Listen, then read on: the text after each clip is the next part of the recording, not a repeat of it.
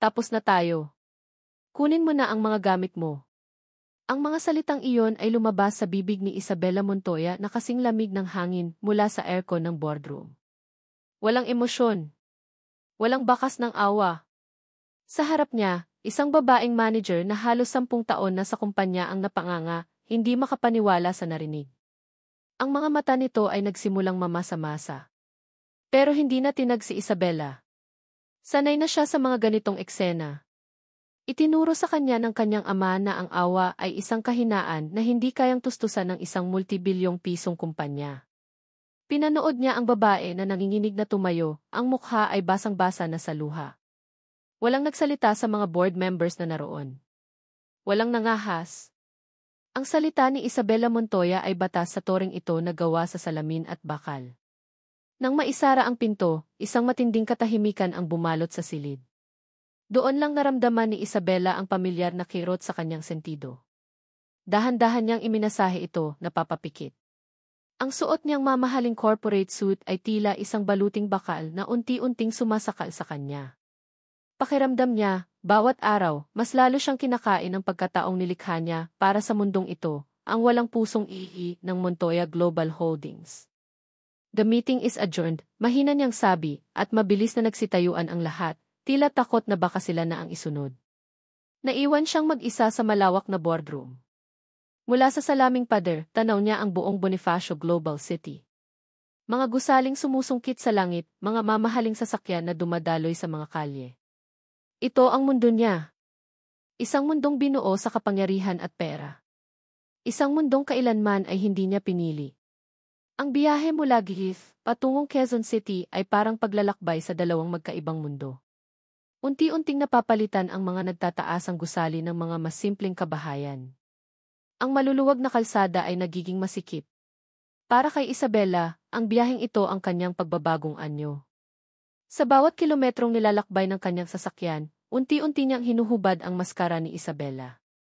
Pagdating niya sa isang simpleng condominium building, ipinarada niya ang kanyang mamahaling sasakyan sa isang sulok kung saan hindi ito gaanong pansinin. Huminga siya ng malalim bago bumaba.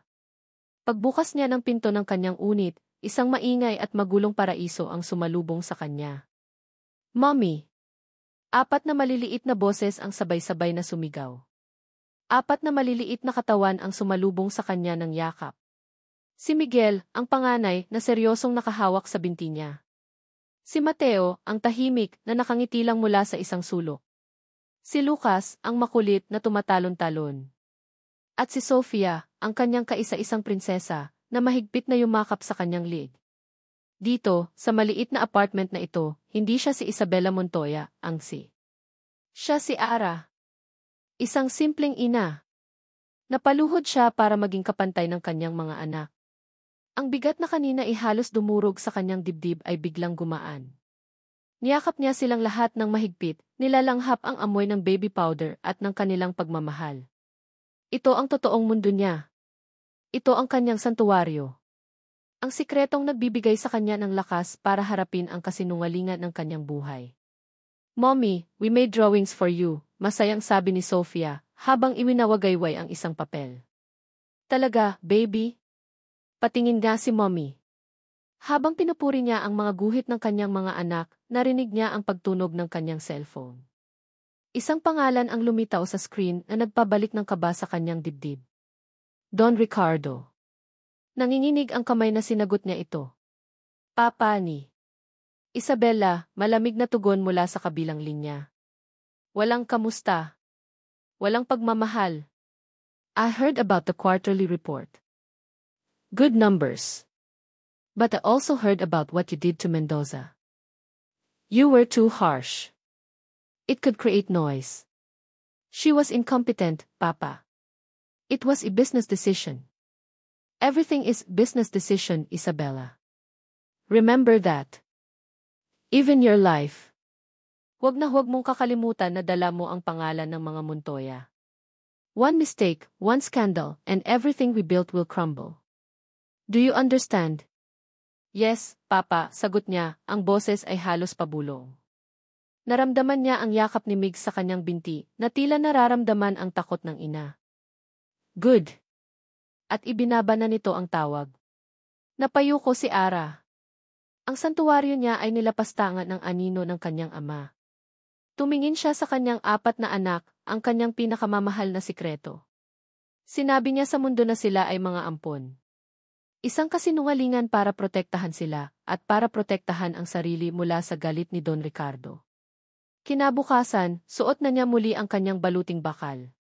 Siya na ulit si Isabela Montoya, naglalakad sa malawak na lobby ng Montoya Tower. Bumabati sa kanya ang mga empleyado, yumuyuko, umiiwas sa kanyang daraanan. Diretso ang kanyang tingin, ang bawat hakbang ay may bigat ng otoridad. Habang naglalakad siya patungo sa private elevator para sa mga isang bagay ang pumukaw sa kanyang pansin. Isang janitor. Bago yata. Itinutulak nito ang cart ng panlinis. Nakayuko ito, masipag na pinupunasan ang sahig na marmol na parabang ang buhay nito ay nakasalalay doon. May kung anong pamilyar sa tindig nito, sa paraan ng paggalaw nito. Hindi niya alam kung bakit, pero bahagya siyang napahinto.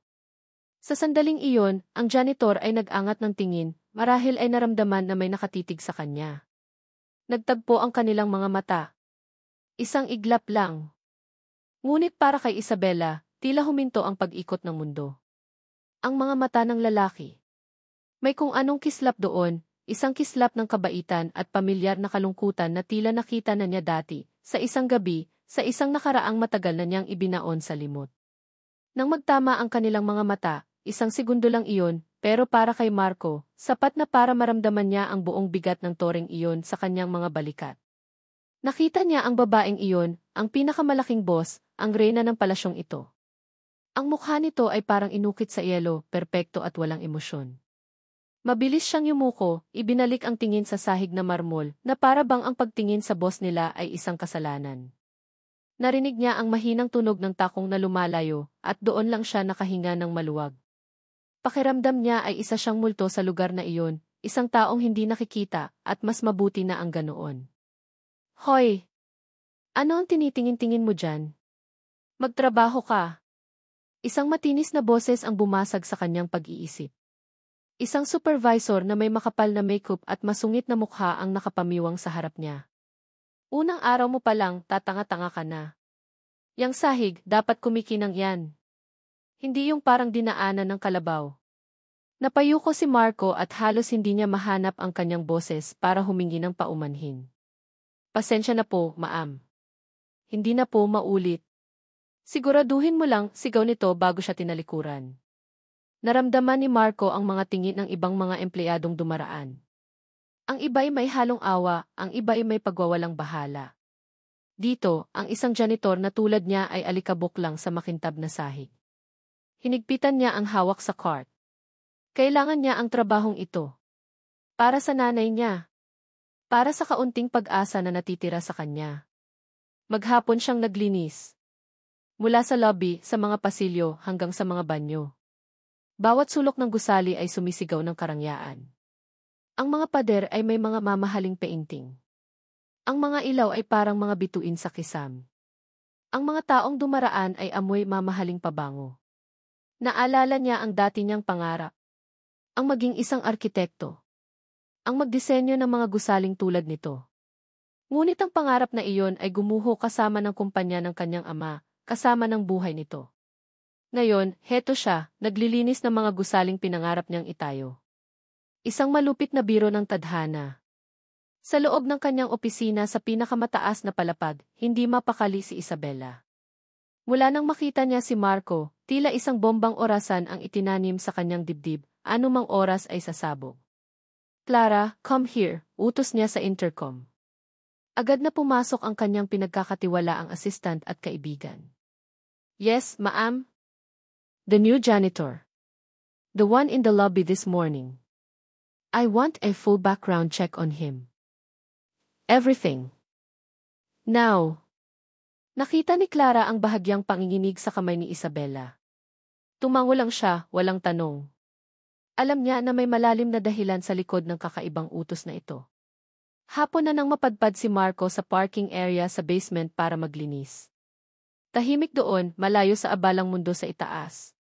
Doon niya nakita muli ang Si Isabela Montoya ay kalalabas lang mula sa isang elevator na para lang yata sa kanya. Iba ang itsura nito ngayon. Nakalugay ang buhok nito at kahit nakasuot pa rin ang business attire, tila may bahagyang pagod sa mukha nito. Isang driver ang mabilis na nagbukas ng pinto ng isang itim na luxury car para sa kanya. Pinanood ni Marco ang pagpasok nito sa sasakyan.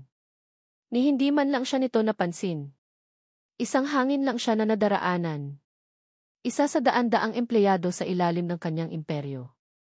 Ang agwat nila sa buhay ay parang agwat ng langit at lupa.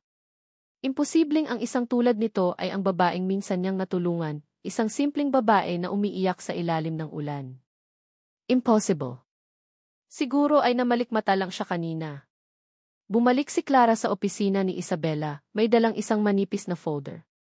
Isabela, tawag niya sa kaibigan kapag silang dalawa lang. Heto na. Binuksan ito ni Isabela. Ang pangalan, Marco Reyes. Ang litrato, siya nga. Ang puso niya ay nagsimulang kumabog ng mabilis. Binasa niya ang detalye. Nakatira sa isang simpleng apartment sa Tondo. Nag-aalaga sa inang may sakit. Walang asawa, walang anak. Malinis ang record. Walang kahit anong masamang history. Isang janitor na may mabuting puso. Napahawak si Isabela sa kanyang dibdib. Gumaan ang pakiramdam niya na malaman na maayos naman ang buhay nito sa kabila ng lahat. Ngunit kasabay nito ang matinding guilt. May karapatan siyang malaman ang totoo. May karapatan siyang makilala ang kanyang mga anak. Nang matapos ang shift ni Marco, pagod na pagod siya.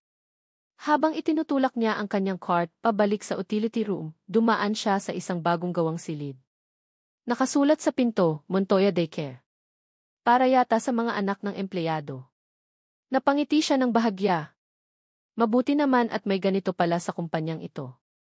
Bigla, isang maliit na batang lalaki ang mabilis na tumakbo palabas ng silid, marahil ay nakawala sa yaya. May hinahabol itong bola. Sa bilis ng takbo, natapilok ito at pasubsob na sana sa makintab na sahig. Sa isang iglap, binitawan ni Marco ang kanyang cart at mabilis na sumalo sa bata. Nahawakan niya ito bago pa man bumagsak ang ulo nito sa sahig. Napasigaw sa takot ang yaya na humabol. Lucas! Diyos ko! Umupo si Marco sa sahig habang yakap pa rin ang bata para siguraduhing okay ito. Okay ka lang, bata? Ang batang lalaki na may malalaki at bilugang mga mata na puno ng gulat ay tumingin sa kanya. Hindi ito umiyak. Sa halip, isang matamis na ngiti ang namutawi sa mga labi nito. Salamat po, kuya. Sa loob ng kanyang opisina, pinapanood ni Isabela ang lahat sa pamamagitan ng TV monitor. Ito ang kanyang paraan para bantayan ang kanyang dalawang mundo, isang mata sa korporasyon, isang mata sa kanyang mga anak na panandaliang nasa daycare. Nang makita niya ang biglang pagtakbo ni Lucas palabas ng silid, isang matinding takot ang bumayo sa kanyang dibdib. Napatalon siya mula sa kanyang upuan, ang puso niya ay tila umakyat sa kanyang lalamunan. Pero bago pa man siya makasigaw, nakita niya ang isang anino na mabilis na gumalaw. Si Marco. Pinanood niya sa screen na may pigil hininga kung paano nito sinalo ang kanyang anak. Ang imahe ng malaking katawan ni Marco na yumakap sa maliit na katawan ni Lucas ay nagpadala ng kakaibang init sa kanyang puso na agad ding napalitan ng mas matinding takot. Hindi na siya nag-isip. Tinakbo niya ang distansya mula sa kanyang opisina hanggang sa hallway kung nasaan ang daycare. Ang isip niya ay blanko, ang tanging alam lang niya ay kailangan niyang makarating doon. Pagdating niya, nakita niya si Marco na nakaupo pa rin sa sahig, habang si Lucas ay nakakapit dito, at ang yaya ay paulit-ulit na nagpapasalamat. Lucas, tawag niya, ang boses ay nanginginig. Napalingon si Marco at ang lahat ng nasa hallway sa kanya. Sa isang iglap, naalala ni Isabela kung sino siya sa lugar na ito. Hindi siya si Mommy. Siya si Ines Montoya, ang si. Ngunit huli na ang lahat. Ang takot ng isang ina ay mas malakas kaysa sa anumang maskara. Okay ka lang ba, anak? Tanong niya habang mabilis na nilapitan si Lucas at niyakap ito ng mahigpit. Sinuri niya ang bawat bahagi ng katawan nito mula ulo hanggang paa. Nang makasigurong walang galos ang kanyang anak, doon lang niya binalingan si Marco, na dahan-dahan nang tumatayo mula sa sahig. Nanginginig ang buong sistema ni Isabela, pero pinilit niyang kontrolin ang kanyang sarili. Kailangan niyang gampanan ang isang papel. Ngayon din. Salamat po. Sir, sabi niya, sinadyang gawing mahina at magalang ang kanyang boses, tulad ng isang karaniwang empleyado. Maraming salamat po sa pagsalo sa kanya. Muntik na niyang sabihin kay anak ko ulit. Si Marco, na nakatayo na ngayon ng tuwid, ay tiningnan siya ng maigi. Ang lamig at otoridad na nakita niya sa mga mata ng sihi kaninang umaga ay wala na. Ang kaharap niya ngayon ay isang babaeng may bakas ng matinding pag-aalala at takot. Ang mukha nito, kahit walang gaanong makeup ay pamilyar. Sobrang pamilyar. Walang anuman po, ma'am, sagot ni Marco, ang boses ay magalang. Nag-alala lang po ako sa bata. Pero hindi maalis sa isip ni Marco ang katanungan. Ang mga matang iyon, ang hugis ng mukha kahit ang boses nito. Para siyang nakarinig ng isang alingawngaw mula sa nakaraan. Pasensya na po sa tanong, ma'am, hindi niya napigilang itanong habang nakatitig ng diretso sa mga mata nito. Pero nagkita na po ba tayo dati? Ang tanong ay parang isang suntok sa sikmura ni Isabela. Nanlamig ang kanyang dugo. Ito na iyon. Ang simula ng pagguho. Pinilit niya ang isang kinakabahang tawa. Hindi po siguro. Baka kamukha ko lang po yung kakilala ninyo, mabilis niyang sagot, umiiwas ng tingin. Marami po kasing nagsasabi niyan. Nagkakamali lang po siguro kayo. Kailangan niyang umalis. Ngayon na. Sige po, kailangan ko na siyang dalhin sa taas. Salamat po ulit, sabi niya at mabilis na binuhat si Lucas. Hindi na siya lumingon pa. Naglakad siya palayo ng mabilis, pigil ang pagnanasang tumakbo. Bawat hakbang palayo kay Marco ay parang isang hakbang palayo sa isang bombang sasabog. Pagbalik niya sa kanyang opisina, isinara niya ang pinto at nilock ito. Napasandal siya sa pinto, habol ang hininga na hindi niya namalayang pinipigil pala niya. Ang puso niya ay dumadagundong sa kanyang dibdib. Ang kanyang mga kamay ay nanginginig. Lumapit siya sa kanyang mesa at dinampot ang isang picture frame. Nandoon ang litrato ng kanyang 4 na anak, ang kanyang 4 na bituin, nakangiti, walang kamalay-malay sa komplikadong buhay na nilikha niya para sa kanila. Hindi ito isang simpleng pagkakataon. Ang pagdating ni Marco sa kumpanya ay hindi isang aksidente. Ito ay isang paalala. Isang paalala na hindi niya kayang takasan ang nakaraan magpakailanman. Gaano katagal pa bago matuklasan ni Marco ang lahat? Gaano katagal pa bago malaman ng kanyang ama ang pinakatatago niyang sikreto? Habang siya'y nakatitig sa litrato, biglang tumunog ang kanyang private line. Isang espesyal na ringtone na para lang sa isang tao. Napapikit siya. Nanginginig ang kamay na inabot niya ang telepono. Papa ni Isabela, isang boses na kasing lamig ng yelo ang sumagot mula sa kabilang linya. Nakarating sa akin ang balita tungkol sa daycare na ipinatayo mo sa kumpanya. Tumigil sa pagtibok ang puso ni Isabela. Huwag kang gumawa ng mga bagay na hindi nababagay sa isang Montoya. Click! Ibinaba na nito ang tawag. Naiwan si Isabela na nakatayo, hawak ang teleponong tila isang piraso ng yelo. Pakiramdam niya ay unti-unting sumisikip ang mga pader ng kanyang opisina, ginigipit siya mula sa dalawang panig. Sa labas, ang anino ng nakaraan. Sa likod niya, ang bakal na kamay ng kanyang ama. Ang kanyang dalawang mundo ay nagsisimula ng magbanggaan. Kinabukasan, habang nagwawali sa isang pasilyo, hindi maalis sa isip ni Marco ang babaeng nakita niya kahapon. Si Ara. Iyon ang pangalan na narinig niyang itinawag ng yaya. Simple, pero ang mukha nito ay hindi simple. Ang pag-aalala sa mga mata nito nang makita ang bata, ang anak nito, ay totoo. Napakabait ng mga mata nito, ngunit may halong kalungkutan. Hindi siya si Inez Montoya. Impossible.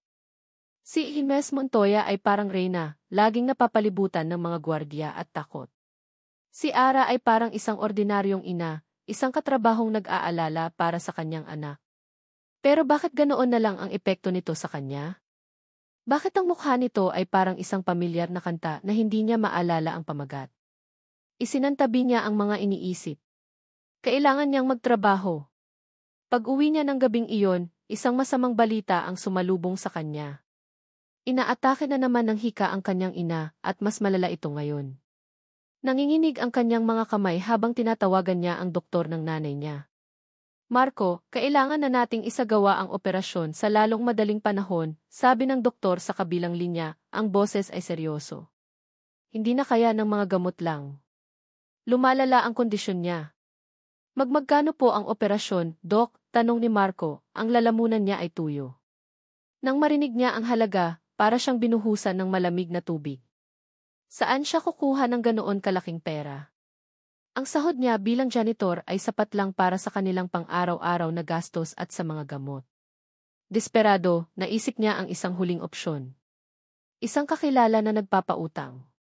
Mataas ang interes, delikado, pero wala na siyang ibang maisip. Ang buhay ng kanyang ina ang nakataya. Sa Montoya Tower, nabasa ni Clara ang report mula sa GUC. May isang empleyado na nag-apply para sa emergency loan, pero hindi ito naaprubahan dahil bago pa lang ito. Ang pangalan, Marco Reyes. Alam niyang may interes si Isabela sa lalaking ito, kaya't agad niya itong ipinaalam sa kaibigan. He needs money for his mother's operation, sabi ni Clara, habang iniaabot ang folder kay Isabela. He's desperate. Tinitigan ni Isabela ang litrato ni Marco sa report. Ang lalaking sumalo sa kanyang anak. Ang lalaking bahagi ng kanyang nakaraan. Naramdaman niya ang isang matinding kirot ng konsensya. Hindi natin siya pwedeng bigyan ng loan dahil sa company policy, sabi ni Isabela, mas para sa sarili niya. But tumingin siya kay Clara. Mayroon tayong Montoya Foundation. Isang charity arm ng kumpanya. We can create a special employee welfare fund under it anonymous donation. Naintindihan agad ni Clara ang ibig sabihin ni Isabela. Ako na ang bahala, sabi niya. Kinabukasan, habang abala sa pag-iisip kung paano niya sasabihin sa kakilala niya na utang siya, isang tawag ang natanggap ni Marco mula sa EC. Eddie Reyes, pinapatawag po kayo sa opisina. Kinakabahan, pumasok si Marco sa GV office. Iniisip na baka sesesantehin siya dahil sa kanyang pag-apply ng loan. Ngunit isang ngiti ang sumalubong sa kanya. Eddie Reyes, may magandang balita po kami, sabi ng EC manager. Dahil po sa inyong sitwasyon, napili po kayo bilang unang benepisyaryo ng bago nating Employee Welfare Fund. Sasagutin po ng foundation ng kumpanya ang lahat ng gastusin sa operasyon ng nanay ninyo. Hindi makapaniwala si Marco. Totoo po ba yan? Yes, sir. Nakikita po ng kumpanya ang dedikasyon ninyo. This is our way of giving back. Nang lumabas si Marco sa opisina, para siyang lumulutang. Isang milagro. Isang biyaya mula sa langit. Ang bigat na pasan niya ay biglang nawala. Napatingin siya sa logo ng Montoya Global sa pader. Sa kabila ng lahat, may puso pala ang dambuhalang kumpanyang ito. Pagdating niya sa lobby, nakita niyang papalabas na si Ara. Naglalakad ito ng mag-isa, walang kasamang yaya. Nagkasalubong ang kanilang tingin. Ngumiti si Marco, isang ngiting abot-tenga na hindi na niya kailangang pilitin. Ma'am Ara, tawag niya, lumapit dito. Napahinto si Ara, tila nagulat. Marco, bakit ang saya mo yata? Napakabait po talaga ng Diyos, ma'am. At napakabait ng kumpanya, masayang kwento ni Marco. Ikinuwento niya ang tungkol sa fund at sa operasyon ng kanyang ina. Hindi ko po alam kung paano ako magpapasalamat. Dahil sa kanila, mabibigyan ng pangalawang buhay ang nanay ko. Habang nagsasalita si Marco, nakatitig lang si Isabela sa kanya. Nakikita niya ang sinseridad at purong kaligayahan sa mga mata nito. Isang kaligayahan na siya ang may gawa, kahit sa lihim na paraan. Napangiti siya, isang tunay na ngiti na hindi niya madalas ipakita bilang si Isabela. Natutuwa ako para sa'yo, Marco, sabi niya, ang boses ay malambing. Salamat po, ma'am. Alam niyo po, sabi ni Marco, na tila nag-ipon ng lakas ng loob. Tinitigan niya si Ara ng diretso sa mga mata, ang mga mata na hindi niya makalimutan. Kayo po napakagaan ng loob ko sa inyo. Para po kayong yung babaeng matagal ko nang hindi nakikita. Isang taong napakabait din, isang taong tumulong sa akin noong panahong kailangan ko ng tulong. Ang bawat salita ni Marco ay parang isang dagitab na tumatama sa puso ni Isabela. Hindi niya kayang sustenahin ang titig nito. Ang mga mata nito ay tila nakikita ang kaluluwa niya, ang lahat ng sikreto niya. Parang biglang naubusan ng hangin si Isabela sa buong lobby ng Montoya Tower. Ilang linggo na ang nakalipas mula nang maoperahan ang ina ni Marco. Matagumpay ang lahat. Habang nagpapagaling ito, gumaan ng husto ang kalooban ni Marco. Bawat araw na pumapasok siya sa trabaho ay may dalang pasasalamat. Pasasalamat sa kumpanya, sa Diyos, at sa kung sinumang nagpasimuno ng Employee Welfare Fund na iyon. At sa bawat araw, palihim niyang inaabangan na masilayan si Ara. Ang kanilang mga pagkikita ay laging maikli at hindi sinasadya. Isang ngiti sa hallway, isang tango sa lobby, isang maikling tikamusta, habang naglilinis siya malapit sa daycare.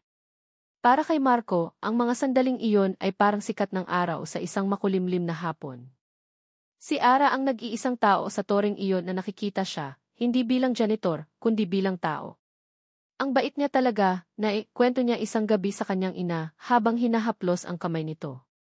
Simpleng-simple lang siya, pero ang lakas ng dating. At mahal na mahal niya yung anak niya. Ngayong gabi, may malaking event sa Grand Ballroom ng Montoya Tower. Ito ang anunsyo ng pinakamalaking proyekto ng kumpanya para sa taon. Lahat ng importanteng tao ay naroon, mga investors, mga partners, at ang media. Para kay Marco, ibig sabihin lang nito ay mas maraming trabaho. Inatasan siyang mag-duty sa likod ng ballroom para siguraduhing malinis at maayos ang lahat sa backstage. Ang hangin ay puno ng amoy ng mamahaling pagkain at pabango. Ang mga ilaw ay kumikinang na parang mga diamante. Ang mga taong nakikita niya ay nakasuot ng mga damit na mas mahal pa sa kabuuang sahod niya sa isang taon. Muli, naramdaman niya kung gaano siya kaliit sa mundong ito. Isang anino lang sa gilid ng entablado. Pinagpatuloy niya ang kanyang trabaho, pinupunasan ang mga mesa at inaayos ang mga gamit. Paminsan-minsan, sumusulyak siya sa mga dumadaan, umaasang makikita niya si Ara. Siguro, bilang isang empleyado, inimbitahan din siya. Biglang dumagundong ang boses ng MC sa mga speaker. Ladies and gentlemen, it is my distinct honor and privilege to introduce to you the mind, the heart, and the driving force behind the success of Montoya Global Holdings. The woman who turned vision into reality. Hindi pinansin ni Marco ang mga salita. Sanay na siya sa mga ganitong papuri para sa mga taong hindi man lang niya makikita ng malapitan. Let's all give a warm, thunderous applause for our beloved Isabela Montoya. Ang pangalang iyon ay pumasok sa isang tenga ni Marco at lumabas sa kabila. Montoya. Siyempre, apelyido ng may-ari. Pero dahil sa matinding palakpakan ng mga tao, napatingin siya sa entablado. Isang babae ang lumabas mula sa gilid, naglalakad patungo sa gitna, sa ilalim ng isang maningning na spotlight. Parang huminto ang pag-ikot ng mundo ni Marco. Nawala ang ingay ng mga tao.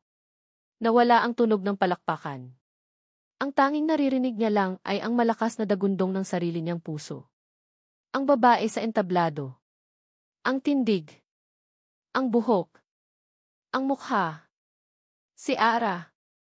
Pero hindi ito ang Arang kilala niya. Ang simpleng damit ay napalitan ng isang eleganteng itim na power dress na nagpapakita ng kanyang otoridad. Ang mahinhing ngiti ay napalitan ng isang kumpiyansang ngiti ng isang leader. Ang mga mata nito, na dati puno ng kabaitan at kalungkutan, ngayon ay puno ng talas at kapangyarihan. Hinawakan nito ang mikropono. Good evening, everyone. Ang boses. Iyon ang boses niya. Ngunit may bigat. May kumpiyansa. Ito ang boses ng isang reyna, hindi ng isang simpleng ina. Isabela Montoya. Ang Si Ara ay si Ines Montoya.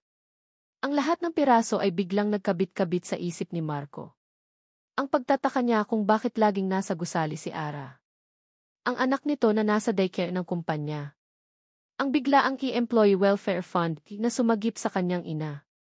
Ang pag-iwas nito sa tanong kung saan sila nagkita. Isang matinding kirot ang tumagos sa puso ni Marco. Isang kirot na mas masakit pa sa anumang pisikal na sakit. Ang pakiramdam ng pagtataksil. Ang lahat ng kabaitan, ang lahat ng ngiti kasinungalingan ba ang lahat? Isang malaking pagpapanggap. Ginamit lang ba siya para sa isang laro na hindi niya maintindihan? Hindi na niya narinig ang talumpati nito. Nakatayo lang siya roon, nakatitig, ang mundo niya ay gumuho. Ang babaeng nagsimula ng magpatibok muli sa kanyang puso ay isang kasinungalingan. Pagkatapos ng talumpati, hindi na siya nag-isip. Kailangan niya ng sagot. Kailangan niyang marinig mula mismo dito. Alam niya ang daan sa backstage. Mabilis siyang naglakad, tinungo ang isang tahimik na hallway kung saan alam niyang dadaan ito pabalik sa dressing room. Naghintay siya sa dilim. Ilang minuto lang, nakita na niya itong naglalakad, kasama si Clara. Isabela. Ara, pagtatama ni Marco, ang boses niya ay nanginginig sa pigil na emosyon. Napahinto si Isabela, na para bang nakakita ng multo. Nanlaki ang mga mata niya sa gulat at takot. Maging si Clara ay natigilan. Marco T. Lumabas si Marco mula sa dilim. Ara! Ikaw pala si Ma'am Isabela. Tumingin siya sa mga mata nito, puno ng sakit at pagkalito. Bakit? Bakit ka nagsinungaling? Naging puti na parang papel ang mukha ni Isabela. Walang salitang lumabas sa bibig niya. Nahuli siya. Wala na siyang matatakbuhan. Habang ang tensyon ay bumabalot sa kanila, isang maliit na boses ang bumasag sa katahimikan. Mommy! Isang batang babae ang tumakbo mula sa dulo ng hallway at yumakap sa binti ni Isabela. Si Sofia. Ang kanyang anak. Napatingin si Marco sa bata.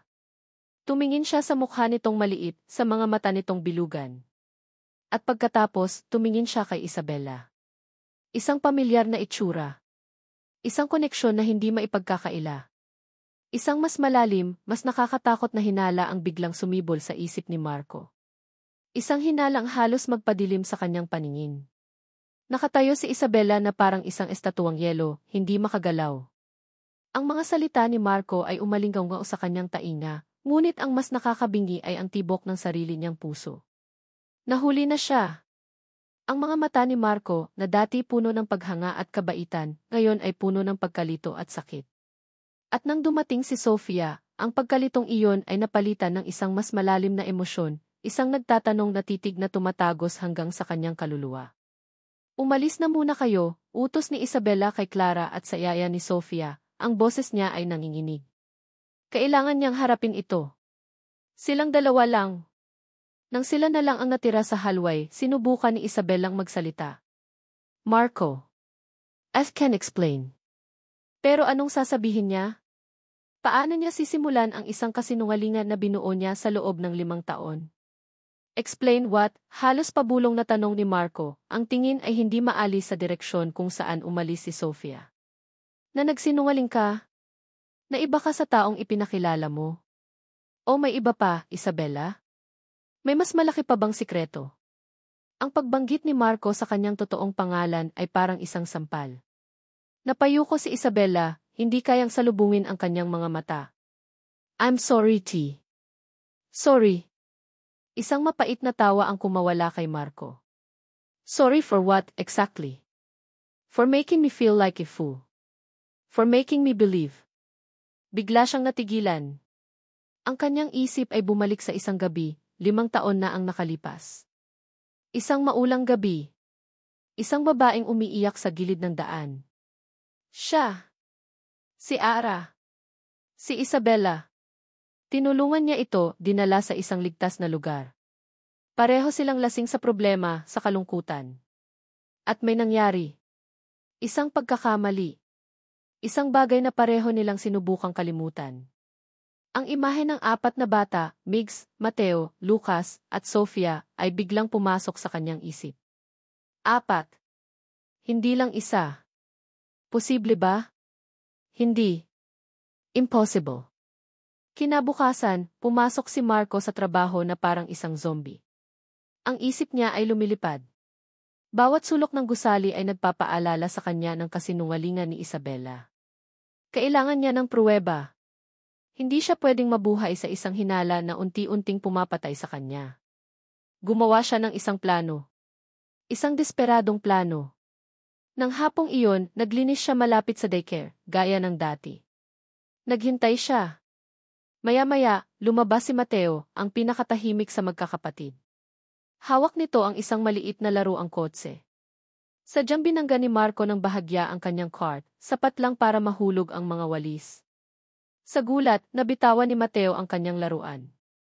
Mabilis na yumuko si Marco para kunin ito. Naku, pasensya na, bata, sabi niya. Habang inaabot niya ang laruan, nakita niya ang hinahanap niya. Isang hibla ng buhok. Isang mahabang hibla ng itim na buhok na sumabit sa balikat ng damit ni Mateo, marahil ay mula sa kanyang ina. Maingat, gamit ang daliring nanginginig, kinuha niya ito at palihim na isinilid sa isang maliit na plastik na dala niya sa bulsa. Pagkatapos, kumuha siya ng sarili niyang hibla ng buhok. Ang 2 araw na paghihintay sa resulta ng AK test ay ang pinakamahabang 2 araw sa buhay ni Marco. Hindi siya makakain. Hindi siya makatulog. Paulit-ulit na umiikot sa isip niya ang tanong, posible ba? Isang hapon, habang nag-aayos siya ng mga basura sa basement, tumunog ang kanyang cellphone. Isang unknown number. Hello, Marco Reyes. Ako nga po. This is from the SANV laboratory. The results are ready. You can claim them now. Umalis siya sa trabaho nang hindi nagpapaalam. Takbo ang ginawa niya papunta sa laboratorio. Nanginginig ang kanyang mga kamay habang inaabot ang isang brown envelope. Sa loob ng kanyang motor, sa isang madilim na eskinita, binuksan niya ito. Ang mga salita at numero sa papel ay tila lumalangway sa harap ng kanyang mga mata. Hinanap niya ang pinakaimportanteng linya. Result, positive. Probability, paternity, 79.9%. Paulit-ulit niyang binasa ang mga salitang iyon. Positive. 79.9%. Ang hangin ay nawala sa kanyang mga baga. Ang hinala na unti-unting kumakain sa kanya ay naging isang brutal na katotohanan. Si Mateo ay anak niya. Kung anak niya si Mateo, ibig sabihin ang 3 pa. Ang mga anak ko. Itinago niya sa akin ang mga anak ko. Isang emosyon ang pumalit sa gulat at pagkalito. Isang emosyon na kasing init ng apoy. Galit. Pinaandar niya ang kanyang motor, ang isip ay iisa lang ang tinatakbo. Ang toreng iyon. Ang opisina sa pinakatuktok. Hindi siya dumaan sa service elevator. Sumakay siya sa main elevator, kasama ang mga empleyadong naka-corporate attire na napapatingin sa kanyang maruming uniforme. Wala siyang pakialam. Dire-diretso siyang pumasok sa executive floor. Hinarang siya ng mga security, pero para siyang isang bagyo na hindi mapipigilan. Si Isabela Montoya, sigaw niya. Kailangan ko siyang makausap. Bumukas ang pinto ng opisina ni Isabela. Nakatayo ito roon, ang mukha ay puno ng pag-aalala. Marco, anong ginagawa mo dito? Hindi siya sumagot. Naglakad siya papunta sa mesa nito, ang mesa ng isang CEO, ang mesa ng isang reyna ng kasinungalingan. Mula sa kanyang bulsa, kinuha niya ang papel na babago sa kanilang mga buhay magpakailanman. Ibinagsak niya ito sa makintab na mesa. Ang mga anak ko di. Sabi niya, ang boses ay basag, puno ng sakit at galit na hindi niya na kayang itago. Tumingin siya ng diretso sa mga mata ni Isabela. Itinago mo sa akin ang mga anak ko. Habang ang mga salitang iyon ay lumalabas sa bibig ni Marco, sa isang malayong silid, isang matandang lalaki ang nanonood sa isang monitor. Si Don Ricardo Montoya. Nakita niya ang lahat. Narinig niya ang lahat. Ang kanyang mukha, na laging kalmado at malamig, ay dahan-dahang nagdilim. Isang nakakatakot na galit ang gumuhit sa kanyang mga mata. Ang papel na nasa ibabaw ng mesa ay parang isang hatol. Tinitigan ito ni Isabela, ang dugo sa kanyang mukha ay tila tuluyang nawala. Ang kanyang mga labi ay bahagyang bumuka, ngunit walang salitang lumabas. Ang lahat ng kanyang mga pader, lahat ng kasinungalingan na binuo niya sa loob ng 5 taon, ay gumuho sa isang iglap. Bakit? Tanong ulit ni Marco, ang boses niya ay mas mahina na ngayon, napalitan ng purong sakit. 5 taon, Isabela. 5 taon mo silang itinago sa akin. Anong karapatan mo? Sa wakas, gumalaw si Isabela. Dahan-dahan siyang umikot sa kanyang mesa at lumapit kay Marco. Ang mga mata niya ay basang-basa na sa luha. Natakot ako, di. Pabulong niyang sabi, ang boses ay basag. Marco, maniwala ka sa akin, natakot ako. Natakot saan? Giit ni Marco. Sa akin. Ano nang akala mo, tatakbuhan ko ang responsibilidad ko? Ganoon ba kababa ang tingin mo sa akin? Umiling si Isabela, ang mga luha ay tuluyan ng bumuhos sa kanyang pisngi. Hindi sa'yo kundi sa kanya. Itinuro niya ang bintana na para bang tumuturo sa buong gusali, sa buong imperyo na kumokontrol sa kanya. Sa papa ko. Hindi mo siya kilala, Marco. Kaya niyang sirain ang lahat. Kaya niyang sirain ka. Akala ko pinoprotektahan ko lang kayo. Pinoprotektahan? Isang mapait na tawa ang kumawala kay Marco. Sa tingin mo proteksyon ang tawag dito? Ipinagkait mo sa akin ang karapatang makita silang lumaki. Ipinagkait mo sa kanila ang karapatang magkaroon ng ama. Patawarin mo ako. Iyak ni Isabela, sinusubukang abutin ang kamay ni Marco, ngunit umatras ito. Marco, please. Patawarin mo ako. Ang sakit sa puso ni Marco ay nahaluan ng awa nang makita niya ang itsura ni Isabela. Ang babaeng kaharap niya ngayon ay hindi ang makapangyarihang siya si Ara, ang babaeng umiiyak at takot na takot. Ngunit bago pa man siya makapagsalita, isang malakas na pagbukas ng pinto ang bumasag sa kanilang dalawa. Dalawang lalaking nakasuit, mga security guard, ang pumasok. At sa likod nila, isang matandang lalaki na may tindig na puno ng otoridad at lamig. Ang kanyang mukha ay parang inukit sa bato, at ang kanyang mga mata ay kasing talim ng kutsilyo. Si Don Ricardo Montoya. Papa ni. Nanginginig na sabi ni Isabela. Hindi pinansin ni Don Ricardo ang kanyang anak. Ang tingin niya ay nakapako kay Marco, mula ulo hanggang paa, na para bang sinusuri nito ang isang piraso ng basura. So, ito pala yon, sabi ni Don Ricardo, ang boses ay kalmado ngunit puno ng paghamak. Ang janitor. Tumayo ng tuwid si Marco. Hindi siya magpapakita ng takot sa harap ng lalaking ito. Lumapit si Don Ricardo, ang bawat hakbang ay may bigat. Huminto ito sa harap ni Marco, 1 metro lang ang pagitan. Magkano ka? Tanong nito, ang tanong ay parang isang latigo na humampas sa mukha ni Marco. Hindi nakasagot si Marco sa sobrang gulat. Lahat ng tao may presyo, pagpapatuloy ni Don Ricardo, habang kinukuha ang kanyang checkbook mula sa bulsa ng kanyang mamahaling Amerikana. Sabihin mo lang ang presyo mo para lumayo ka sa anak ko at sa mga apo ko. Ang huling mga salita ay binitiwan nito na may kasamang diin, isang pag-angkin na nagpanginig sa galit kay Marco. Sumulat si Don Ricardo sa tseke, pinunit ito, at iwinasiwa sa harap ng mukha ni Marco. 1,000,000? 5? 10? Pangalanan mo lang. Ang pagkatao ni Marco ay tila dinurog at tinapakan sa sahig. Ang lahat ng sakit, lahat ng galit, ay nagsama-sama sa isang nag-aalab na apoy sa kanyang dibdib. Hindi niya kinuha ang tseke. Sa halip, hinablot niya ito mula sa kamay ni Don Ricardo. At sa harap mismo ng matanda, dahan-dahan niyang pinunit ang tseke. 1 beses. 2 beses. Hanggang sa maging maliliit na piraso ito. Hindi mabibili ng pera niyo ang pagiging ama ko, sigaw ni Marco, ang boses ay umalinggaw sa buong opisina. Isang nakakabinging katahimikan ang sumunod. Ang mukha ni Don Ricardo ay nagbago. Ang paghamak ay napalitan ng purong galit. Get him out of his sight, malamig nitong utos sa mga security. Mabilis na kumilos ang mga gwardiya, hinawakan ang magkabilang braso ni Marco. Nagpumiglas siya. Wala kang karapatan. Mga anak ko sila, sigaw niya habang kinakalagkad siya palabas. Marco, narinig niyang sigaw ni Isabela, puno ng desperasyon, pero pinigilan ito ng kanyang ama. Kinalagkad siya palabas ng opisina, sa hallway hanggang sa elevator. Itinapon siya palabas na parang isang basahan. Galit na galit, sugatan ang puso, umalis si Marco sa gusaling iyon na may isang pangako sa sarili, babalik siya. Babalikan niya ang kanyang mga anak. Pag-uwi niya sa kanilang maliit na bahay, sinalubong siya ng katahimikan. Tulog na ang kanyang ina. Umupo siya sa gitna ng sala, sa dilim. Ang galit ay unti-unting napalitan ng pag-asa. Kailangan niyang lumaban.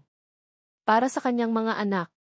Nagsimula siyang maghalungkat sa mga lumang gamit, naghahanap ng anumang maaaring makatulong, birth certificate niya, mga papeles. Habang binubuksan niya ang isang lumang bowl na puno ng mga gamit ng kanyang yumaong ama, isang kahon ng dokumento ang nahulog mula sa ilalim.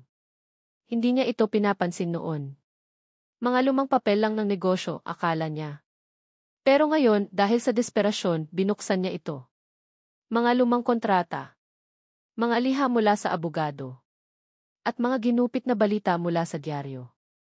Ang mga headline ay tumalon sa kanya. Reyes Construction nagdeklara ng pagkalugid. Hidden takeover. Malaking korporasyon, inakusahan ng panggigipiti. Binasa niya ang mga artikulo, ang puso niya ay kumakabog.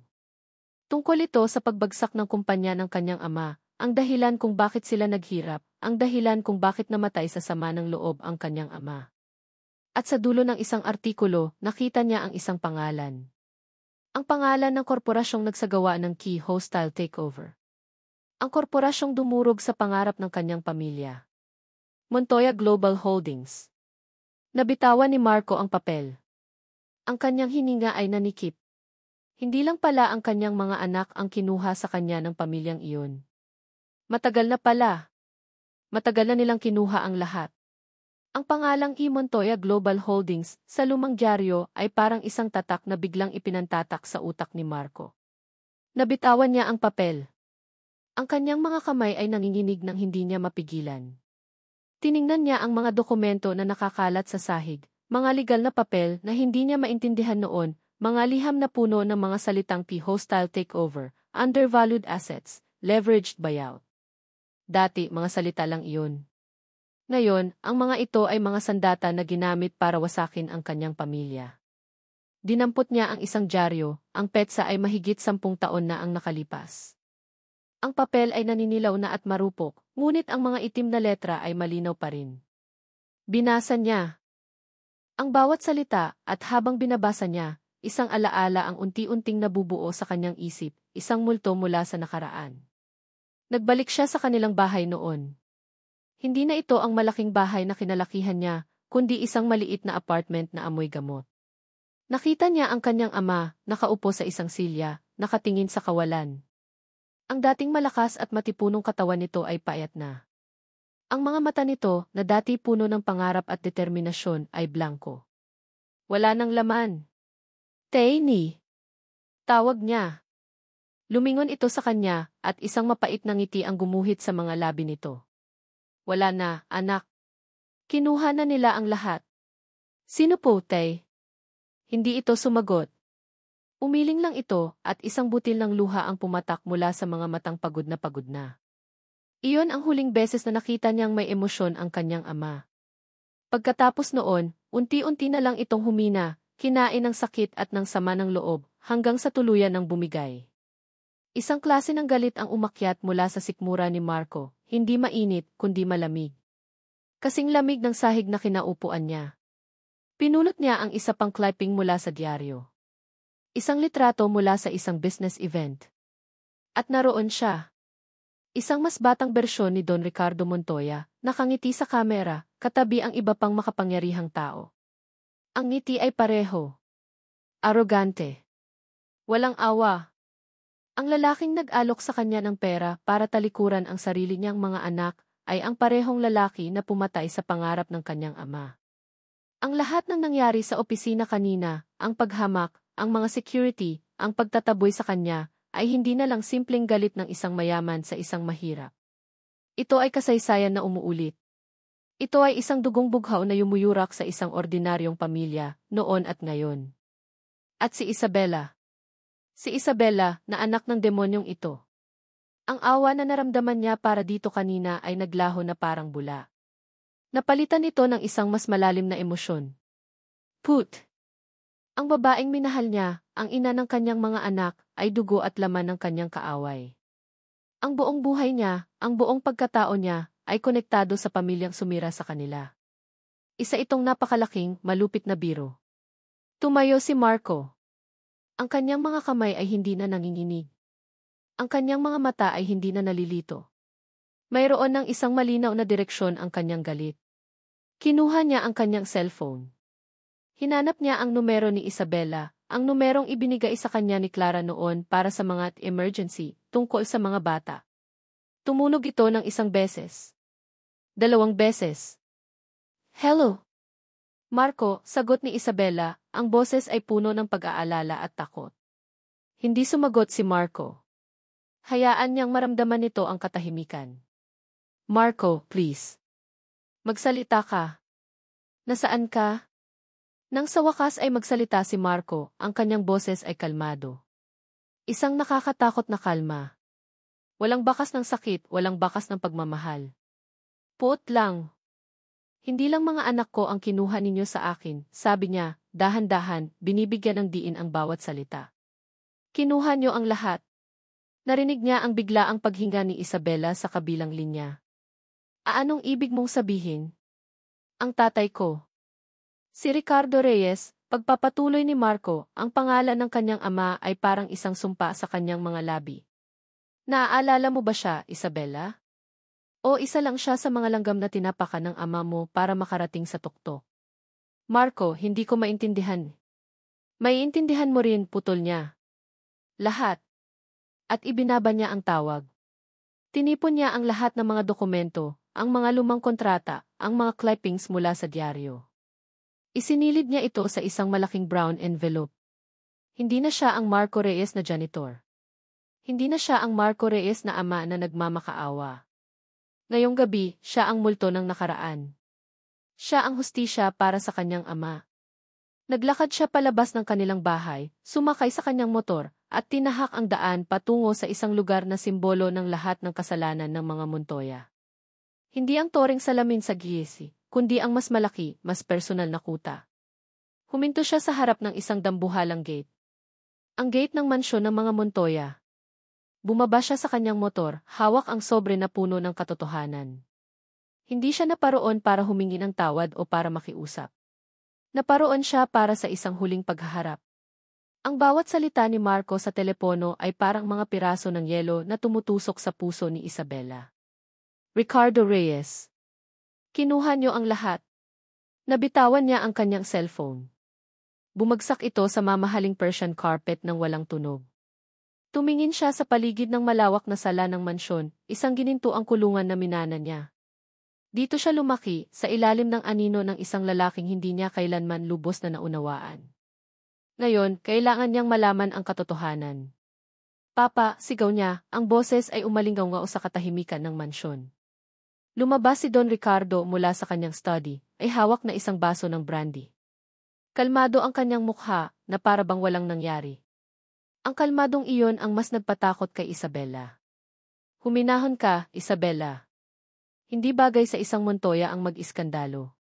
Sino si Ricardo Reyes? Diretsong tanong niya, ang takot ay napapalitan na ng desperasyon.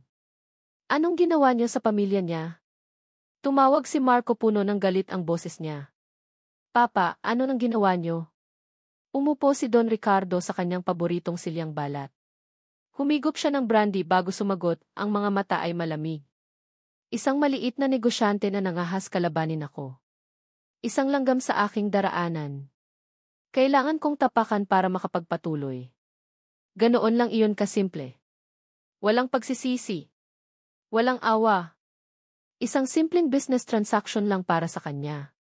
Para kay Isabela, iyon ang hatol sa pamilya ni Marco at ngayon, sa pamilya na sana ay bubuin nila. Dahil sa inyo, nasira ang buhay nila, sigaw ni Isabela, ang luha ay nagsimula ng mamuo sa kanyang mga mata. Dahil sa inyo, ang ama ng mga anak ko ay galit na galit sa akin. Hindi niyo ba naiintindihan? Sinisira niyo ang lahat. Ako ba ang sumisira, Isabela? O ikaw? Tumiim ang bagang ni Don Ricardo. Ikaw ang nagdala ng dumi sa pangalan natin. Ikaw ang nakipagrelasyon sa anak ng kaaway. Ikaw ang naglihim sa akin sa loob ng 5 taon. Ngayon, aayusin ko ang gulong ginawa mo. Biglang bumukas ang pinto ng sala. Pumasok ang 2 katulong, kasama ang chief security ng mansyon. Yumuko sila kay Don Ricardo. Handa na ang lahat, Don Ricardo, sabi ng security. Isang matinding kaba ang gumapang sa buong katawan ni Isabela. Anong handa na? Tumingin sa kanya si Don Ricardo, ang mga mata ay walang emosyon. Ang mga batang iyon ay dugo ng Montoya. Hindi sila pwedeng palakihin ng isang hamak na janitor. At lalo nang hindi sila pwedeng manatili sa isang inang mahina at emosyonal na tulad mo. Simula ngayon, sa poder ko na sila. Hindi. Hindi niyo pwedeng gawin yan, sigaw ni Isabela, sinusubukang harangan ang hagdanan. Mga anak ko sila. Pero huli na ang lahat. Mula sa itaas, pababa na ang 4 na yaya, buhat ang kanyang 4 na anak. Umiiyak silang lahat, ang maliliit nilang braso ay nakaunat patungo sa kanya. Mommy! Mommy, sigaw ni Migs nagpupumiglas. Ayoko po. Mommy, iyak ni Sofia, ang mukha ay basang-basa sa luha. Si Mateo at Lucas ay humahagulgol lang, ang kanilang mga mata ay puno ng takot at pagkalito. Sinubukan ni Isabelang lumapit, pero dalawang security guard ang humarang sa kanya. Napaluhod siya, ang puso ay dinudurog ng bawat iyak ng kanyang mga anak. Papa, wag. Maawa ka, pagmamakaawa niya, ang kanyang boses ay paos na. Parang awa mo na. Mga anak ko sila. Pinanood niya, na walang magawa, habang inilalabas ng mga katulong ang kanyang mga anak sa mansyon, patungo sa isang itim na van na naghihintay sa labas. Hanggang sa mawala ang tunog ng kanilang mga iyak. Hanggang sa tanging ang nakakabinging katahimikan na lang ang natira. Naiwan siyang nakaluhod sa sahig, nanginginig, basag. Biglang tumunog ang kanyang cellphone na naiwan sa sahig. Gumapang siya para abutin ito. Ang pangalan ni Clara ang nasa screen. Ang tanging kaalyado niya. Clara D. Sabi niya, ang boses ay halos hindi marinig. Kinuha ni Papa ang mga bata. Isabella, may mas masama pa, sabi ni Clara, ang boses ay nag-aalala. Nasa balita si Marco. Anong nangyari sa kanya? Inaresto siya, Bella. Inaresto siya pagdating niya dito sa mansyon kanina. Ano? Anong kaso? Narinig niya ang paghinga ng malalim ni Clara. Harassment at attempted assault daw. May mga testigo ang mga security guard na nagtapon sa kanya palabas ng opisina mo kanina. Sinabi nilang nagbanta daw si Marco na babalik para saktan ka. Nabitawan ni Isabella ang telepono sa pangalawang pagkakataon. Nawala na ang lahat. Ang kanyang mga anak, kinuha. Ang lalaking mahal niya, nasa kulungan, sinet up. Ang sarili niyang buhay, isang bilangguan. Natalo siya. Si Don Ricardo Montoya ang nanalo. Dahan-dahan siyang tumayo, ang kanyang mga binti ay parang gulaman. Naglakad siya papunta sa kanyang kwarto, ang bawat hakbang ay mabigat. Huminto siya sa harap ng isang malaking salamin. Ang nakita niya ay hindi ang makapangyarihang hindi ang mapagmahal na ina, kundi isang babaeng talunan. Isang babaeng hinayaang kontrolin ng takot ang kanyang buhay. Takot sa kanyang ama. Takot sa nakaraan. Takot sa katotohanan. At dahil sa takot na iyon, nawala sa kanya ang lahat ng mahalaga. Tinitigan niya ang sariling refleksyon, ang mga luha ay tumutulo pa rin, ngunit may ibang nabubuo sa loob niya. Isang bagay na mas matigas kaysa sa takot. Isang bagay na kasing lamig ng galit. Ang mga iyak ng kanyang mga anak. Ang mukha ni Marco na puno ng sakit. Ang mapanghamak na ngiti ng kanyang ama. Lahat ay umikot sa kanyang isip. Napapikit siya ng mariin. At nang imulat niya ang kanyang mga mata, wala na ang luha. Ang natira ay isang matigas at nagbabagang determinasyon. Tama na. Ang mga salita ay isang pabulong. Isang pangako. Isang sumpa. Tama na ang pagiging biktima. Tama na ang pagpapakontrol. Tama na. Ang Grand Ballroom ng Montoya Tower ay puno ng mga kumikinang na ilaw at mga taong may kumikinang na pangalan. Ang hangin ay siksik sa amoy ng tagumpay at mamahaling pabango. Nasa entablado si Don Ricardo Montoya, nasa kasagsagan ng kanyang kapangyarihan, ang boses ay dumadagundong sa buong silid. At kaya naman, ipinagmamalaki kong i-anunsyo ang pagsisimula ng Montoya Prime, ang pinakamalaki at pinakaambisyosong proyekto sa kasaysayan ng ating kumpanya. Ito ang magiging simbolo ng ating legasya, isang testamento sa lakas at pananaw ng pamilyang Montoya. Malakas na palakpakan ang umalingaw-ngaw. Ang mga kamera ay walang tigil sa pag-flash. Nakatayo sa isang madilim na sulok sa likod ng ballroom, pinanood ni Isabella ang lahat. Hindi siya nakasuot ng power suit. Ang suot niya ay isang simpleng itim na bestida, ang buhok ay nakalugay. Hindi siya si Inves Montoya, Siya si Isabella. Siya si Ara. Ngayong gabi, sa kauna-unahang pagkakataon, sila ay magiging iisa. Tama na, Papa.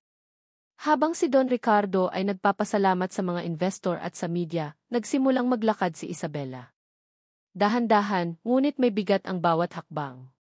Ang mga tao sa likuran ay napapatingin, nagbubulungan. Sino yan? Hindi ba't si Inglas Montoya yan? Anong ginagawa niya dyan? Hindi niya sila pinansin. Ang kanyang mga mata ay nakapako sa entablado, sa kanyang ama. Nang makita siya ni Don Ricardo na papalapit, bahagyang kumunot ang noo nito. Akala nito ay aakyat siya para samahan ito sa tagumpay. Ngumiti ito. Isang ngiti ng pag-aari. Ngunit nang umakyat si Isabela sa entablado, hindi siya tumabi sa kanyang ama. Dumiretso siya sa mikropono.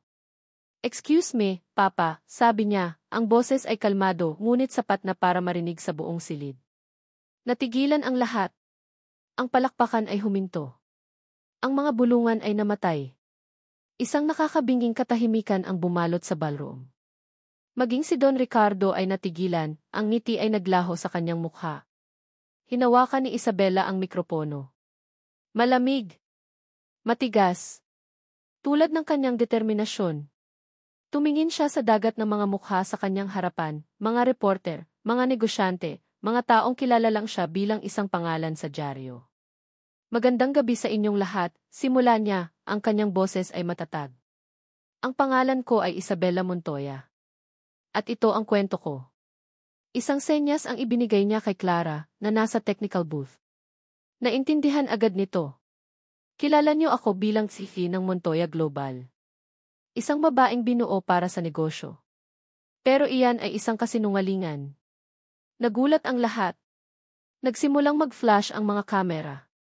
"Sa loob ng 5 taon, namuhay ako ng 2 buhay. Sa umaga, ako si Isabela, ang boss ninyo. Pero sa gabi, ako si Ara.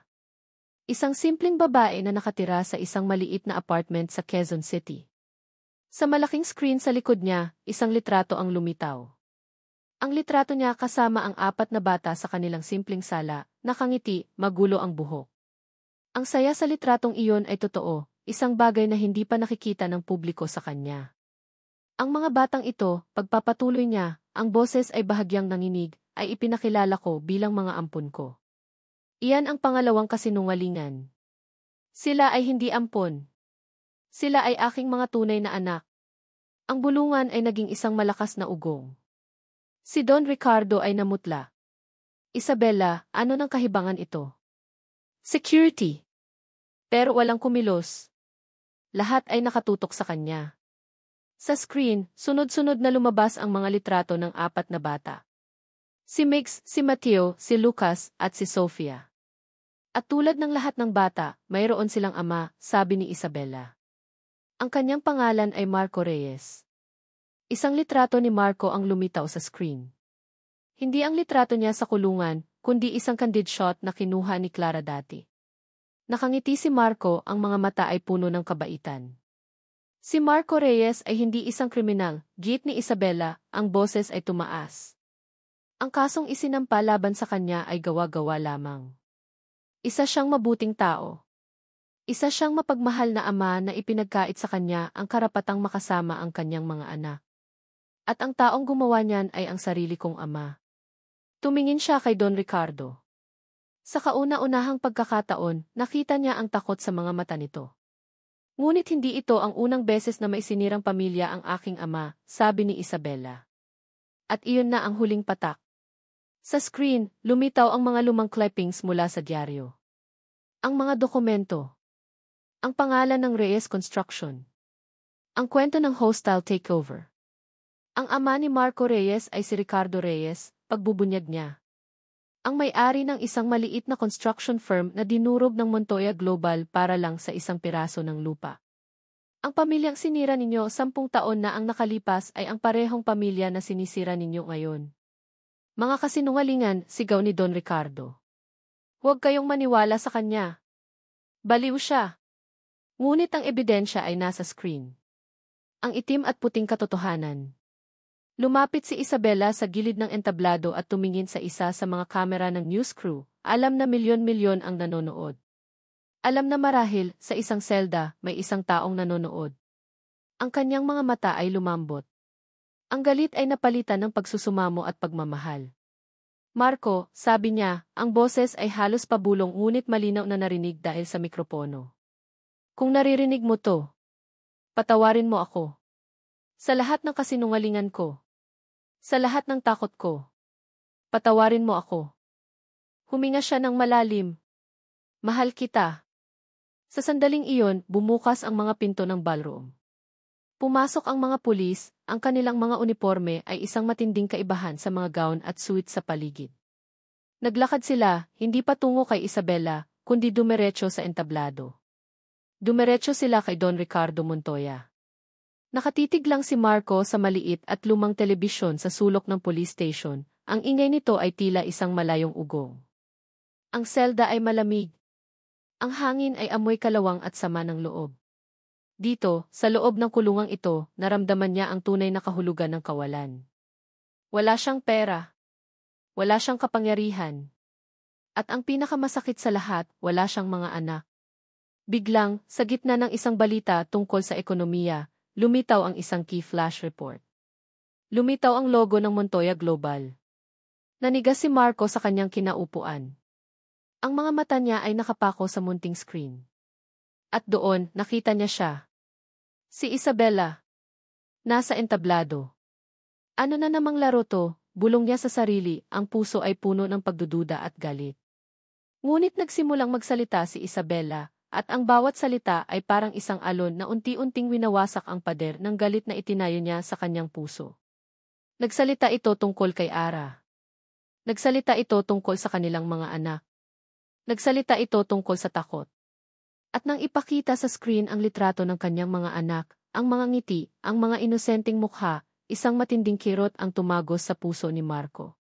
Ang tunay na dagok ay dumating nang ipakita niya ang mga lumang dyaryo. Nang banggitin niya ang pangalan ng kanyang ama, Ricardo Reyes. Sa harap ng buong mundo, isiniwalat ni Isabela ang kasalanan ng sarili niyang ama para bigyan ng hustisya ang ama niya. Ang sakit ng kanyang pamilya, na matagal nang nakabaon, ay binigyan nito ng boses. Hindi na ito laro. Ito ay pagsabog. Ito ay pagpapakasakit. At nang tumingin ito sa kamera, na para bang siya lang ang nakikita nito sa buong mundo, at sinabing, Marco. Patawarin mo ako. Mahal kita, doon na bumigay si Marco. Yumuko siya, isinubsob ang kanyang mukha sa kanyang mga nanginginig na kamay, at sa kauna-unahang pagkakataon mula nang mamatay ang kanyang ama, umiyak siya. Umiyak siya para sa nawalang panahon. Umiyak siya para sa sakit.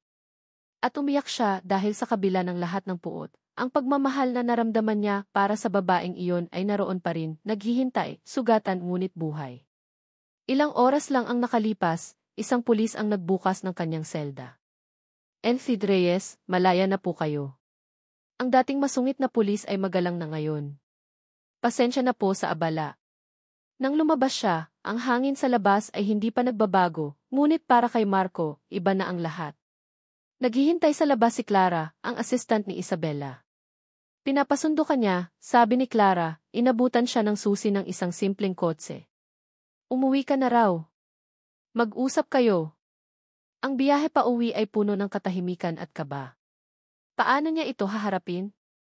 Anong sasabihin niya? Pagdating niya sa kanyang maliit na bahay, nakita niya itong nakatayo sa labas ng pinto. Naghihintay. Wala na ang CV. Ang kaharap niya ay si Isabela. Nakasuot ng simpleng pantalon at blusa. Walang mamahaling alahas o makeup. Ang buhok niya ay nakatalilang ng simple. Sa kanyang mga mata, nakita ni Marco ang pagod at isang bagay pa, pagsisisi. Naglakad siya palapit. Walang nagsalita. Tinitigan lang nila ang isa't isa, ang distansya sa pagitan nila ay puno ng mga salitang hindi masabi. Marco, si Isabela ang unang nagsalita, ang boses ay basag. Wala akong karapatang humingi ng tawad, pero... Bakit, putol ni Marco, hindi galit, kundi puno ng isang malalim na kalungkutan. Bakit ngayon lang, Isabela? Umiling si Isabela, ang mga luha ay nagsimula na namang tumulo. Dahil duwag ako. Dahil sa buong buhay ko, takot ang nagpatakbo sa akin. Takot na baka mawala sa akin ang lahat. Pero hindi ko namalayan dahil sa takot ko, nawala rin pala sa akin ang pinakaimportante. Tumingin siya sa mga mata ni Marco. Nawala ka sa akin. Nawala ang mga anak natin. Ang sinseridad sa boses niya ay hindi maipagkakaila. Nakita ni Marco ang babaeng nakilala niya. Ang babaeng minahal niya. Huminga siya ng malalim, pinapakalma ang sarili. Napanood ko, sabi niya. Napanood ko ang lahat. Naglakad siya palapit dito, hanggang sa isang dangkal na lang ang pagitan nila. Nang makita kitang tumayo sa harap niya sa harap ng lahat at sinabi ang lahat ng iyon. Naiintindihan ko na ang takot mo, pag-amin niya. Ngayon, naiintindihan ko na kung gaano kalaki ang halimaw na kinakatakutan mo. Sa pag-amin na iyon, tila isang malaking pader ang gumuho sa pagitan nila. Napahagulgol si Isabela, hindi na napigilan ang emosyon. At sa pagkakataong ito, hindi umatras si Marco. Inabot niya ang kamay nito. Pero kailangan nating harapin to ng magkasama. Tumingin ito sa kanya, ang mga mata ay puno ng pag-asa. Ang mga bata, Marco, kailangan nating makuha ang mga bata. Tumango si Marco. Kukunin natin sila. Magkasama. Kinabukasan, magkasama silang pumasok sa isang opisina na hindi gawa sa salamin at bakal, kundi sa kahoy at pag-asa, ang opisina ng isang abogado para sa pamilya. Malakas ang kaso ninyo dahil sa public confession, sabi ng abogado. Pero tumingin ito sa kanilang dalawa. Huwag nating maliitin si Don Ricardo Montoya. Kahit nakakulong siya, ang kapangyarihan niya ay malawak pa rin.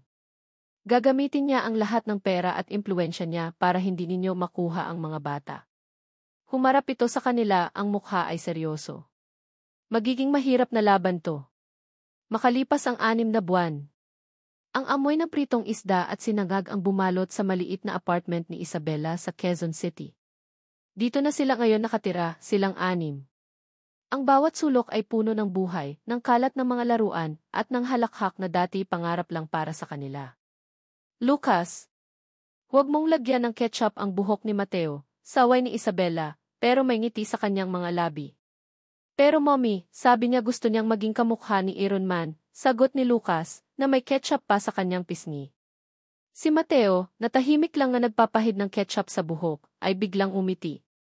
Mula sa sala, si Migs ay seryosong nagbabasa ng isang libro, habang si Sofia naman ay abala sa pagguhit sa tabi niya. Ang laban ay naging mahirap tulad ng sinabi ng abogado. Ginamit ni Don Ricardo ang lahat ng kanyang koneksyon. Naging marumi ang laro. Ngunit sa huli, nanalo ang katotohanan. Nanalo ang dalawang magulang na handang gawin ang lahat para sa kanilang mga anak, suportado ng buong bayang sumubaybay sa kanilang kwento. Si Don Ricardo ay nanatili sa kulungan, ang kanyang imperyo ay unti-unting gumuho, pinamamahalaan na ngayon ng isang board na pinili ng mga bagong investor. Pumasok si Marco sa kusina, galing sa palengke. Hinalikan niya sa noo si Isabela. Okay ka lang? Tumango si Isabela, isinandal ang ulo sa balikat ni Marco. Okay na okay. Ito ang buhay. Tumingin siya sa kanilang mga anak. Ito pala ang tunay na kayamanan. Wala na ang mga mamahaling suite, ang mga luxury car, ang toreng salamin. Ipinagkatiwala ni Isabela ang pamamahala ng Montoya Global kay Clara at sa bagong board. Paminsan-minsan, nagsisilbi siyang consultant, pero ang kanyang prioridad ngayon ay ang kanyang pamilya. Si Marco naman ay bumalik sa pag-aaral. Sa gabi, pagkatapos matulog ng mga bata, abala siya sa kanyang mga drawing board. Tinatapos ang kursong arkitektura na matagal niyang tinalikuran. Hon, tawag niya kay Isabela isang gabi habang nagkakape sila. Inilatag niya ang isang malaking blueprint sa mesa. Isang bahay. Isang simpleng bahay na may malaking hardin. May 4 na kwarto para sa mga bata at isang maliit na studio para sa kanya. Ang bahay natin, sabi ni Marco, ang mga mata ay kumikinang. Balang araw. Napangiti si Isabela. Ang kaligayahan ay hindi na pala isang komplikadong bagay. Ito ay kasing simple ng pagtingin sa pangarap na iginuguhit ng taong mahal mo. Isang araw, isang liham ang dumating para kay Isabela. Galing sa kulungan. Galing sa kanyang ama. Nanginginig ang kamay na binuksan niya ito. Hindi ito mahaba. Ilang linya lang. Anak. Hindi ko alam kung paano sisimulan. Walang salita ang sapat. Pero sa katahimikan ng lugar na ito, isang bagay lang ang malinaw. Nagkamali ako. Patawad. Binasa ni Isabela ang sulat ng paulit-ulit. Ang salitang patawad na hinintay niya sa buong buhay niya, narito na. Wala nang galit sa puso niya. Awa na lang. Tiniklop niya ang sulat at itinago sa isang kahon. Isang kabanata ng kanyang buhay na sa wakas ay nagsara na. Gabi na. Tahimik na ang bahay. Tulog na ang apat na bituin sa kanilang mga kwarto. Nakatayo sina Marco at Isabela sa maliit na balkonahe, magkatabi, pinagmamasdan ang mga ilaw ng syudad. Ang hangin ay malamig, pero ang init ng kanilang mga kamay na magkahawak ay sapat na. Naaalala mo ba yung unang gabi? Biglang tanong ni Marco. Napangiti si Isabela. Ang gabi sa ilalim ng ulan? Sabi ni Marco. Sino nang mag-aakala na ang isang gabing iyon, ang isang pagkakamali ay magiging pinakamagandang bagay na nangyari sa buhay ko?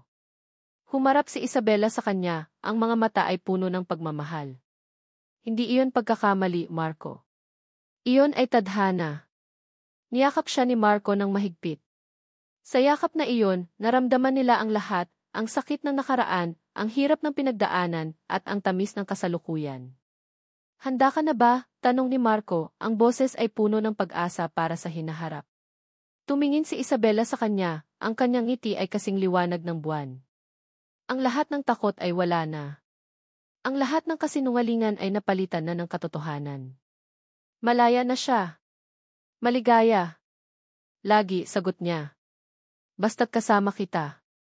At sa ilalim ng tahimik na langit ng Maynila, ang dalawang taong sinira at binuo muli ng tadhana ay natagpuan ang kanilang wakas, isang simpleng wakas na siya rin palang simula ng lahat. At dito nagtatapos ang makulay na kwento ni na Marco at Isabela. Maraming salamat sa inyong walang sawang pagsubaybay at pakikinig.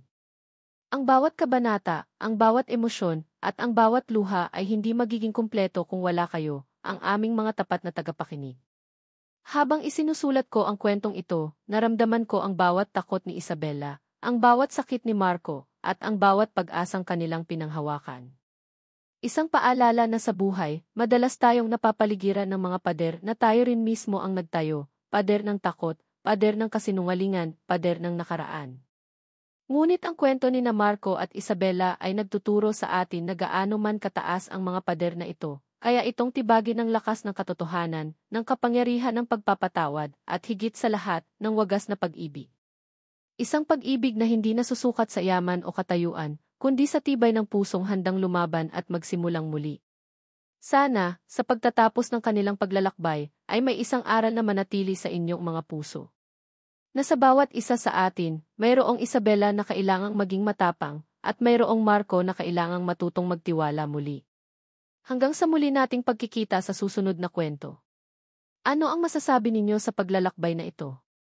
Huwag kayong mag-atubiling i-share ang inyong mga saloobin sa comment section. Lagi naming binabasa ang bawat isa. Muli, mula sa puso ng inyong manunulat, maraming salamat.